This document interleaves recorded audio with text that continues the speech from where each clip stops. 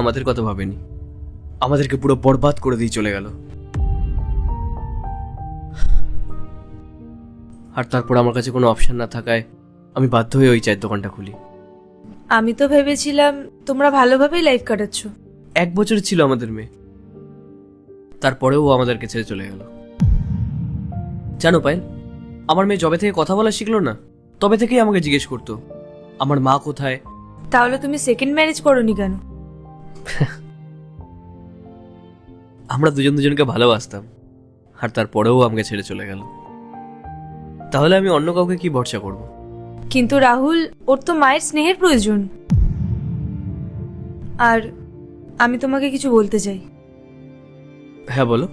আসলে আমি college time থেকেই তোমাকে পছন্দ করতাম, কিন্তু তুমি পূজাকে ভালোবাসতে, আর তোমরা একসাথে অনেক খুশিও ছিলে। তাই আর কোনোদিন সাহস হয়নি তোমাকে সত্যিটা বলার। সেই জন্য আমি আমার মনের কথা মনের মধ্যেই রেখে দিয়েছিলাম। তারপর তুমি আর পূজা বিয়ে করে নিলে। আমার বাড়ির লোকও আমাকে অনেকবার বলেছিল বিয়ে করতে, কিন্তু আমার কখনো ইচ্ছাই হয়নি যে আমি অন্য কাউকে বিয়ে করব, কারোর সাথে সংসার করব। আমি আমার একতরফা ভালোবাসা নিয়েছিলাম। আমি আজও তোমায় অনেক ভালোবাসি রাহুল। তুমি যদি চাও তাহলে আমি ঋষিতার মা হতে পারি। আমি ওকে নিজের মেয়ের মতো ভালোবাসবো, অনেক যত্ন করব ওকে। আজ যখন ও আমার সাথে কথা বললো, তখন কেন জানি না হঠাৎ করে আমার মনে হলো যেন ওর সাথে আমার কিছু একটা সম্পর্ক আছে।